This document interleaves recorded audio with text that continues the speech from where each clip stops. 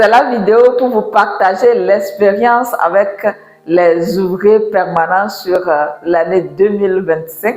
Je vais faire une vidéo, donc cette première vidéo, je vais la consacrer à vous parler de l'expérience que j'ai eue avec les ouvriers et une seconde vidéo pour vous parler de l'expérience que j'ai vécue avec les promoteurs de ferme. Alors, si vous me suivez pour la première fois, moi je m'appelle Solib. Je suis une entrepreneure agricole passionnée du monde rural. Je travaille au quotidien avec des producteurs locaux sur des projets agricoles.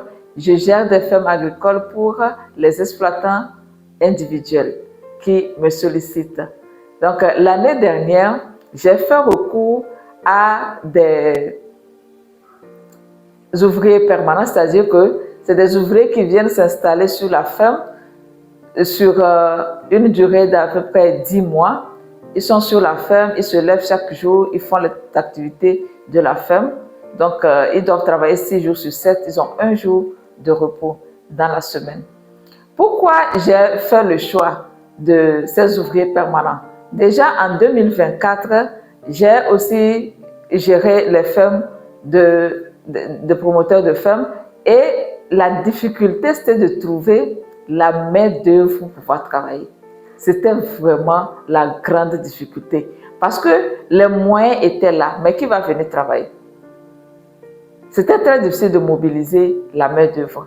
Et donc, en voyant comment d'autres personnes qui n'ont pas le problème de main-d'œuvre faisaient, je me suis inspirée de leur expérience et j'ai compris que c'est parce qu'eux, ils recrutent une main-d'œuvre permanente sur le terrain. Donc, c'est ce que j'ai voulu appliquer et je l'ai expérimenté en 2025.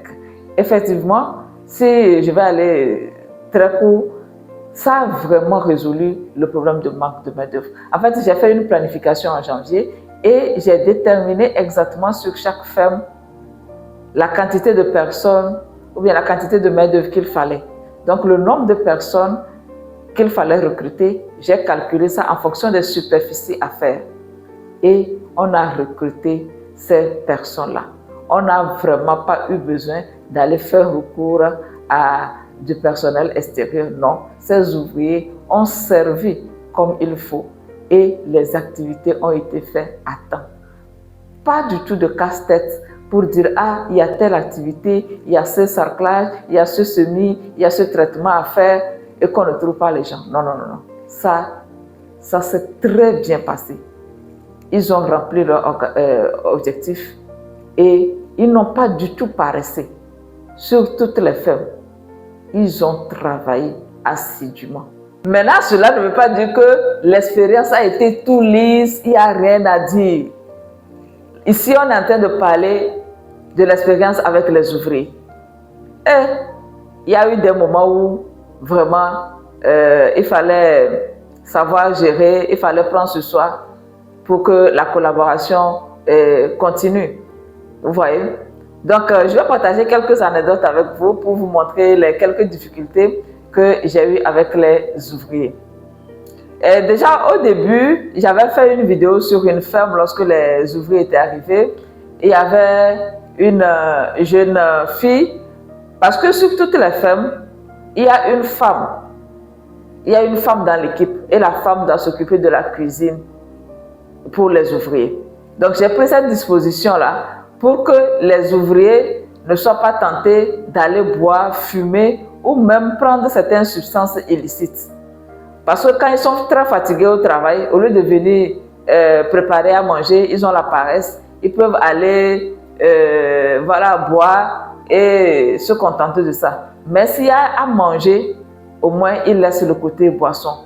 Vous voyez? Donc c'est pour éviter cela que j'ai mis à leur disposition, sur chaque ferme, il y a au moins une femme qui s'occupe de leur cuisine.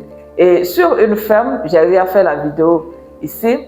Vous avez vu qu'il y avait une jeune femme, une jeune fille sur une ferme. J'avais clairement dit à mon recruteur que je ne voulais pas de mineurs. Je veux des ouvriers et ouvrières à partir de 20 ans, qui ont un minimum de 20 ans. Oui, parce que la vie dans les villages, c'est pas vraiment ça. Donc, il faut des gens qui sont un peu matures. Et le recruteur a insisté pour que qu'on prenne cette jeune fille, parce qu'elle avait 16 ans, 16-17 ans. Il a vraiment insisté pour qu'on la prenne. Je lui ai dit non, la fille là, elle est trop jeune, je ne veux pas la prendre. Je ne veux pas la prendre sur une femme. Le recruteur a tellement insisté et il m'a dit que le groupe dans lequel il serait, il y aura un de ses frères dedans. J'ai dit ok. Mais en fait, le recruteur était clairement, j'avais clairement dit que je ne voulais pas. Il a tellement insisté que finalement ils sont arrivés. Mais qu'est-ce qui s'est passé? La fille là, elle n'a fait qu'à peine 10 jours sur la femme. Parce que quand elle finit de préparer, elle part se promener. On ne la trouve pas. Et puis, elle ne dit rien à ses aînés, à ses grands frères. Et moi, quand ça a déjà commencé comme ça, j'ai appelé en même temps le recruteur, j'ai dit, je t'ai dit que je ne voulais pas de personnes aussi jeunes. Elle n'a pas fini de s'amuser. Elle ne peut pas venir prendre cette responsabilité de rester sur la ferme et de juste préparer. Donc, rapidement, on l'a fait repartir. Donc, c'était ça. Elle ne répondait pas aux critères. Voilà, donc on l'a rapidement fait repartir. Ça, c'est dans les 10 jours qui ont suivi son recrutement. Elle est repartie tout simplement et à la charge du recruteur. Parce que j'avais clairement dit que je ne voulais pas d'une personne aussi jeune. Alors, à part ça, dans le premier trimestre, un jour, je reçois un coup de fil et c'est le chef d'un des villages dans lequel j'ai placé les ouvriers qui m'appellent. Donc le chef me convoque, qu'il veut me voir. Bon, moi je suis un peu étonnée parce que je ne sais pas pourquoi un chef va me convoquer. Je n'ai pas un problème dans un village, mais j'y vais. Et le chef m'explique que il y a un des ouvriers qui vient chez le groupe d'ouvriers que j'avais placé sur une ferme dans son village, qui aurait enceinté une fille. Que la fille est actuellement enceinte, mais ils font tout pour pouvoir faire venir cet ouvrier et il ne veut pas arriver. Ce qui m'étonne parce que l'ouvrier dont on parlait, je le connaissais, mais il ne travaillait pas dans le village. Il faisait partie de mon équipe, mais travaillait sur une autre ferme qui n'est même pas de ce village-là. Mais je l'avais envoyé quelquefois sur la ferme qui est dans ce village-là pour passer des commissions. Bon, alors que l'ouvrier en question dont il parlait, c'était un chef d'ouvrier sur une ferme. Donc, on communiquait souvent. S'il y avait un problème, normalement, il allait m'informer. Donc, j'ai posé la question au chef, est-ce que ce que vous êtes en train de dire, l'ouvrier en question est-il au courant? Il m'a dit non, qu'il n'est pas au courant, mais eux, ils étaient en train de passer par des moyens pour le faire venir, et c'est quand il va venir qu'ils vont l'expliquer. Sinon, si on lui dit ça au téléphone, peut-être qu'il ne va pas arriver. Donc, j'ai dit, ok, là, j'ai compris. Moi, je n'étais au courant de rien. Et en fait, l'ouvrier là, je ne suis pas son représentant. Donc, je vais aller lui passer l'information et après, on verra la suite. Moi, je lui dirai tout simplement de venir et de répondre de ce que, voilà, ce pourquoi on le cherche, il n'a qu'à venir répondre. Donc, c'est là, la discussion s'est arrêtée avec le chef. Une fois revenu chez moi, j'appelle l'ouvrier, le chef ouvrier en question. Et bon, je lui dis que bon, voilà comment le chef de tel village m'a appelé. Et voilà ce qu'il m'a dit. L'ouvrier dit non, que non, c'est pas possible. C'est pas possible que lui n'a enceinté aucune fille. Bon, j'ai dit bon, ok, ça là, c'est trop long. Est-ce que tu connais la fille? Pourquoi c'est toi on accuse? Il a commencé par dire des choses. J'ai dit, hé monsieur, ce que tu vas faire, hein, ce que tu es en train de dire. En tout cas, si c'est non, on va comprendre clairement que c'est non, c'est pas toi. Mais c'est que franchement, la situation est grave. Pourquoi? Parce que la fille, elle est mineure. Elle est en classe de 3e. Le chef disait que s'il ne se présentait pas, on allait prendre une convocation pour lui et le rechercher jusqu'à le retrouver là où il est et il peut être enfermé pour ça. Donc, qu'il fasse tout son possible pour venir répondre et ils vont voir comment régler ça à l'amiable.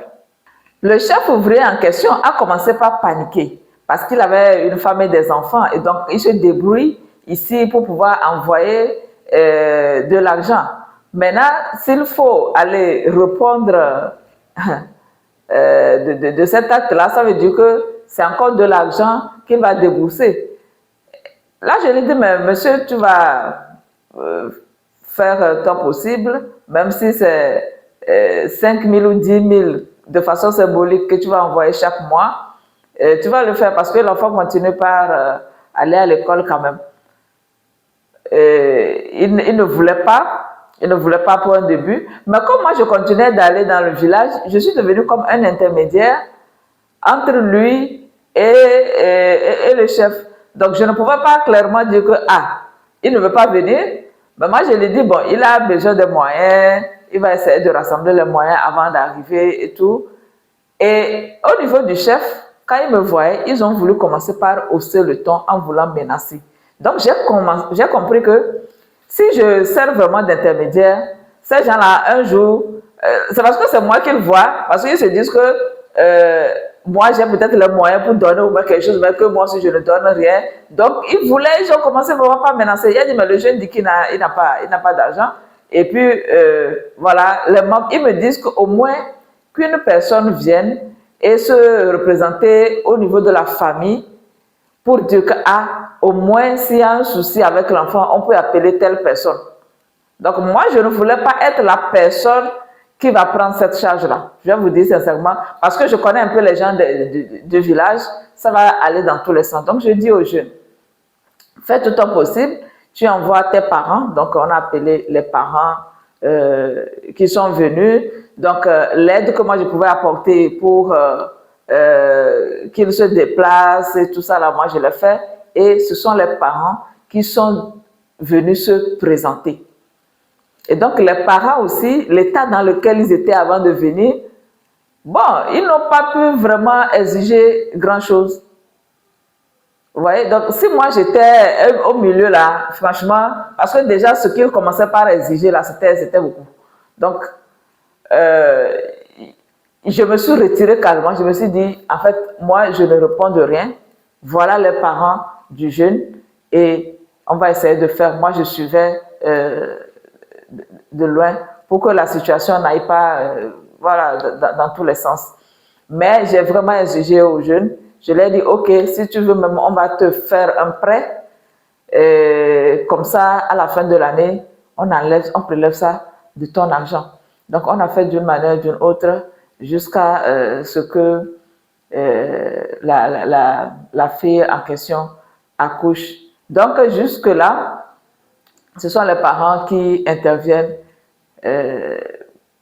Voilà. Mais ça a été une situation qui est un peu difficile parce que tout ce que je vous dis là, même le promoteur de ferme, la ferme sur laquelle il travaille, le promoteur n'est au courant de rien. Le promoteur n'est au courant de rien. C'est moi qui ai porté cette charge-là, c'est moi qui ai géré au niveau des familles pour qu'on puisse trouver une solution à l'amiable jusqu'à ce que l'accouchement se passe bien. Donc, comme je l'ai dit, cette situation s'est présentée dans le premier trimestre. Donc, du moment où ça s'est présenté comme ça, mais je me suis dit, là, ce sont des problèmes auxquels je peux faire face. Tous les autres aussi, qui sont sur les autres fermes, peuvent me ramener le même problème. J'ai dû informer tous les chefs des ouvriers sur toutes les fermes et je suis devenue maintenant la conseillère. Je suis allée les sensibiliser sur les moyens de contraception, sur les dangers qu'ils encourent en sortant avec des filles mineures, tout ça là. Je suis devenue éducatrice. Franchement, il fallait que je le fasse parce que Ah, je ne peux pas aussi stopper, ils sont déjà sur les fermes. Ah, bon nombre d'entre eux ne sont pas venus avec leurs femmes, ils sont venus seuls. Donc, le risque était très élevé. Je me suis dit, ça c'est quelle histoire ça? Dieu merci, jusqu'à la fin, je n'ai plus d'autres cas. Alors, il y a un cas aussi d'une ouvrière, donc celle qui s'occupe de la cuisine sur une ferme. Il y a eu son cas aussi parce que à un moment donné, un de mes techniciens m'informe que il y avait un monsieur qui venait dormir sur la ferme chaque soir. Il faut savoir que sur cette ferme, il n'y avait que les ouvriers. Donc, ils étaient parmi eux et la femme avait elle seule sa chambre. Les hommes aussi avaient leur chambre à part. Mais on me fait savoir que depuis un moment, un monsieur venait dormir sur la ferme et très tôt le matin repartait. Je convoque le chef de ce groupe-là. Il me dit que non, lui n'est au courant de rien. Il dit, mais comment toi tu peux être sur une ferme et quelqu'un vient pratiquement tous les soirs séjourner, dormir sur la ferme et toi tu n'es pas au courant? Oui, je dis non, que lui n'est pas au courant. J'ai dit ok, carrément, puisque c'est la dame qui est indexée, on appelle la dame, je l'appelle devant le chef et je lui pose la question. La dame reconnaît. En fait, la façon dont j'ai posé la question, elle ne peut qu'avouer parce que à quel moment je peux venir l'accuser de ça? Elle me dit que oui, bon, que le monsieur vient et très tôt le matin repart. Donc j'ai cherché à connaître l'identité du monsieur. C'est aussi un ouvrier, c'est-à-dire que c'est quelqu'un qu'on a pris pour mettre sur une ferme. Lui, il est contracté, c'est-à-dire que lui, il est là tout le temps. Ce n'est pas comme les ouvriers permanents qui viennent et qui repartent. Il est là-bas avec sa femme. Et sur leur ferme, là, c'est une seule chambre qu'on a construite. Donc, c'est la raison pour laquelle, comme le monsieur veut prendre une deuxième femme, c'est la raison pour laquelle il vient dormir sur la ferme là, de mon client.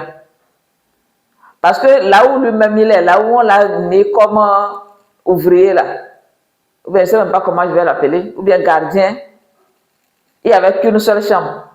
Et il avait déjà sa femme. Ils sont deux dans la chambre. Et la femme était enceinte même en ce moment-là. Donc, il vient rester ici chaque soir. J'ai dit, je ne veux pas voir d'intrus dormir sur la ferme. Vous voyez des situations comme ça. Toi, tu viens, on te donne une chambre pour travailler sur une ferme. Maintenant, tu commences par héberger des gens. Vous voyez, si vous voulez prendre le personnel, il faut vraiment, il faut voir vraiment ce point-là. Je n'ai pas aimé, j'ai dit que le monsieur ne vienne plus sur la ferme. Donc la dame a dit qu'elle a écouté, qu'elle a compris. Et je lui ai dit, bon, même, parce que moi je ne veux pas de scandale. Si un jour sa femme vient ici, l'ouvrier me dit que non, que sa femme même est au courant. Que sa femme est au courant, elle est d'accord. Bon, déjà, moi j'ai peur du vol. Parce que c'est déjà, le monsieur dont il parle même, c'est déjà quelqu'un qui est dans une situation précaire. Et sur la ferme, on a beaucoup de choses. Donc, je ne veux même pas des cas de vol. Donc, j'ai dit, je ne veux même pas voir quelqu'un venir sur la ferme. Elle a dit, elle a compris. Mais, des jours après, ça a continué. Et qui est venu me rapporter encore ça? C'est un des ouvriers. Parce que il y avait une division un peu entre les ouvriers là. Quand le monsieur vient, c'est l'ouvrier qui me dit ça après qu'il les prend, il prend les autres ouvriers, puis la dame, il va aller acheter à boire, mais lui, on l'isole. Donc, comme moi j'ai dit que le monsieur là ne vienne pas, mais il ne continue pas à venir. J'ai encore interpellé la dame pour lui dire que j'ai bien dit des choses, mais je vois que ça continue. Elle s'est tue. Donc, après ça, qu'est-ce qui s'est passé? La dame se lève, elle fait à manger, c'est-à-dire que le matin, elle prépare pour le matin, elle prépare pour le midi. Et à 9 h, elle apporte à manger, parce que les ouvriers déjà commencent par travailler à 5 h. Donc, elle apporte le manger, elle sert le manger de 9 h, et puis, c'est fini. Le manger de midi, là, déjà à 7 heures, elle a déjà préparé ça. Et puis à 9 heures, elle a déjà quitté la ferme. Elle part rester sur la ferme du monsieur. Ce n'est qu'à 16h, 17h qu'elle revient. Vous voyez le comportement là. La femme là, j'ai parlé jusqu'à elle n'écoutait pas. Je lui ai dit, mais non, c'est pas seulement, tu ne peux pas quitter la ferme comme ça, aller rester quelque part. Même s'il y a des petits travaux sur la ferme ici, non, elle est partie. Elle part rester de l'autre côté parce qu'elle dit que moi, j'ai déjà préparé. Et même les ouvriers ont commencé par se plaindre un peu parce qu'ils disent qu'à midi, 13h, quand ils reviennent, le repas est froid. Vous voyez les types de problèmes, non? J'ai parlé fatigué, donc moi, j'ai laissé. Je me suis dit, bon, l'année va finir bientôt et chacun va rentrer chez lui. C'est ça. Donc, j'ai supporté ça comme ça. Du moment où elle fait à manger, bon, moi, j'étais fatiguée de parler. J'ai laissé tomber. Donc, c'est comme ça on s'est supporté jusqu'à la fin de l'année. En dehors de tout cela, j'ai dû faire preuve aussi de leadership. Vraiment de leadership. Parce que j'ai organisé les ouvriers sur toutes les fermes. Il y a le chef. Et quand il y a des décisions à prendre, quand il y a des informations, c'est avec le chef que je communique presque quotidiennement. Les autres n'ont pratiquement pas accès à moi, à part le fait que quand je suis sur la ferme, j'essaie de parler avec tout le monde. Mais, qu'est-ce que je constate? C'est qu'il y a un manque vraiment de solidarité entre les ouvriers. C'est vrai qu'ils sont venus, tous ils sont en train de se chercher. Mais j'ai vu comme ils voulaient se saboter entre eux. Parce que forcément, sur chaque ferme, je ne traite pas les autres de la même façon. Quand il y a quelque chose avec le chef, je traite. Donc, ils sentent que le chef est privilégié. En tout cas, le chef, quand je dis chef des ouvriers, là, c'est pas que c'est juste un non, non, non. Le chef, là, je lui accorde sa place. Quand il y a quelque chose, c'est au chef que je donne, va, partage avec les autres. Donc, le chef a vraiment un pouvoir sur les fermes, sur la ferme. La ferme où il est chef là, il a vraiment un pouvoir. Je lui donne vraiment un pouvoir. Donc, d'autres viennent saboter, dire oh, celui-ci a fait ceci, celui-ci a fait ceci. Bon, madame, l'année prochaine, si tu veux, moi-même, je peux te chercher. En fait, ils veulent prendre la place même du recruteur. Que non, eux-mêmes, ils peuvent se faire des groupes et venir travailler pour moi. Je n'ai plus besoin de contacter telle personne. C'est-à-dire que celui qui les a recrutés même là, celui avec qui moi je travaillais depuis l'année passée même, celui avec qui même on a organisé leur arrivée là, je voyais qu'il y a quelques-uns dedans qui commençaient par saboter, de dire que non, il n'est pas bon, il a fait... Moi, je n'écoutais rien de tout ça. Je n'écoutais rien de tout ça. Parce que sans le recruteur là, je ne les aurais connus nulle part. Donc, vous voyez, il y a ce manque de solidarité. Ils voulaient se rapprocher de moi d'une certaine manière pour, d'une manière ou d'une autre, sortir voilà, sortir de l'influence de celui qui les a amenés. Donc, il faut savoir que le recruteur aussi a un pourcentage sur ce qu'il reçoit. Il a un pourcentage. Donc, c'est peut-être parce qu'ils ne veulent pas payer le pourcentage là en question, mais je ne sais pas. Mais je sentais des sabotages, mais je n'ai pas tenu compte de tout cela. Cette année, je vais recruter des ouvriers. C'est toujours avec le recruteur là que je vais travailler. Oui, parce que moi, je suis très loyale et le recruteur, selon moi, n'a rien fait de mal. C'est quelqu'un qui fait juste son travail. Et jusqu'ici, il ne m'a pas déçu. Donc, c'est ça, moi, je vais continuer. Alors, autre difficulté, bon, ça, ce n'est pas une très grande difficulté, mais en deuxième saison, comme vous le savez, peut-être que certaines personnes ne savent pas comment ça marche avec les ouvriers permanents, ils ne sont pas payés. On signe un contrat et c'est seulement en fin d'année qu'ils sont payés. Donc, entre-temps, ils ont la liberté d'aller travailler sur d'autres fermes. Lorsqu'ils finissent leur quota journalier sur la ferme sur laquelle je les ai placés, lorsqu'ils finissent là-bas, ils ont la liberté d'aller travailler sur une autre ferme pour qu'on puisse les payer. Et le dimanche aussi, ils peuvent aller travailler sur une ferme et pour qu'on les paye. Cela leur permet de subvenir à leurs besoins quotidiens, s'il faut acheter du crédit, du savon, si eux-mêmes ils veulent manger quelque chose qui n'est pas fourni par la ferme. Donc eux-mêmes, ils ont un peu d'argent sur eux. S'ils travaillent bien par semaine, ils peuvent gagner 10 000 ou bien 15 000 en allant travailler sur d'autres fermes. Et ça permet aussi pour ceux qui ont des enfants et une femme quelque part d'envoyer aussi de temps en temps de l'argent. Mais en première saison, ils ont pu trouver, sur toutes les fermes pratiquement, ils ont pu trouver du travail sur des fermes voisines. Mais en deuxième saison, c'était vraiment difficile. À un moment donné, je passais sur les fermes et je voyais qu'ils n'avaient pas d'argent. Et la chance qu'ils ont un peu eu avec moi, c'était que, comme je travaille sur beaucoup de fermes, il y a des gens, il y a d'autres femmes, ou bien j'avais une visibilité, il y a d'autres femmes qui m'appelaient pour me dire, ah, on a besoin de personnel d'ouvriers pour tel travail. Donc, je les fais beaucoup travailler sur la ferme et je les prends 2 ou 3 jours, ils vont travailler sur une autre ferme et en travaillant là-bas, peut-être ils vont gagner 15 000, 20 000, ils reviennent avec ça, ils peuvent tenir sur plusieurs jours. Donc, je vois que si je n'avais pas cette possibilité-là de leur trouver du travail en deuxième saison, hors de leur zone, ça allait être un peu difficile parce que d'une manière ou d'une autre, ils devaient continuer par vivre quand même. Ou bien carrément, comme certains d'entre eux, il y a d'autres qui ont pris des avances sur ce qu'on doit leur payer.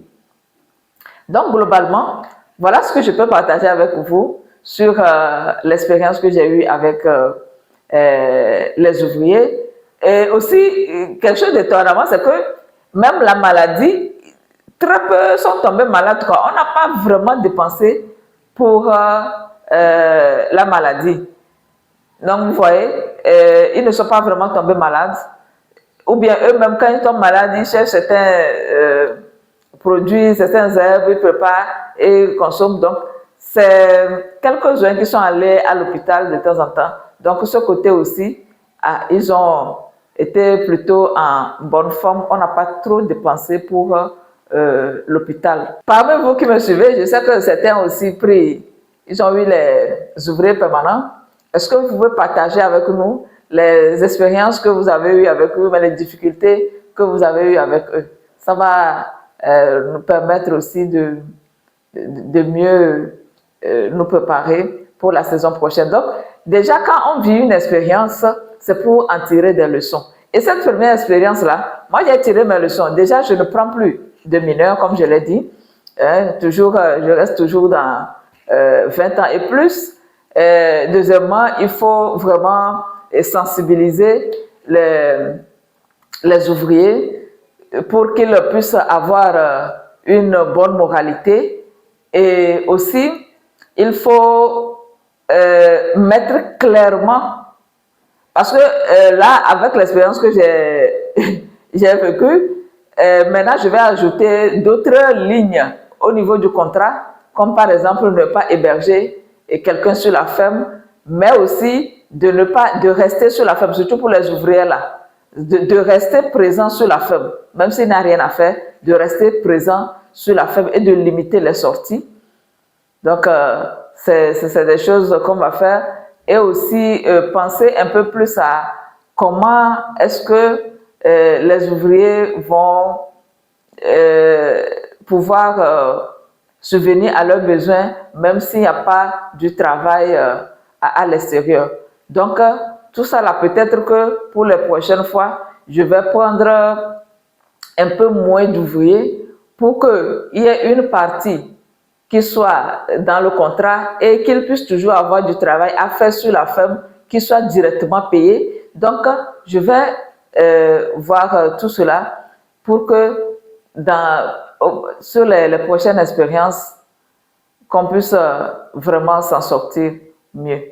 Peut-être qu'avec la prochaine expérience, c'est d'autres cas qui vont encore se présenter, mais pour le moment, on fait avec ce qu'on a déjà vécu et on apprend les leçons et on avance. Donc, la prochaine vidéo que je vais faire maintenant, je vais vous partager de l'expérience que j'ai eue maintenant avec les promoteurs de ferme. Voilà.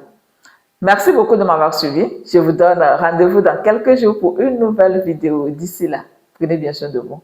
Portez-vous bien. Au revoir.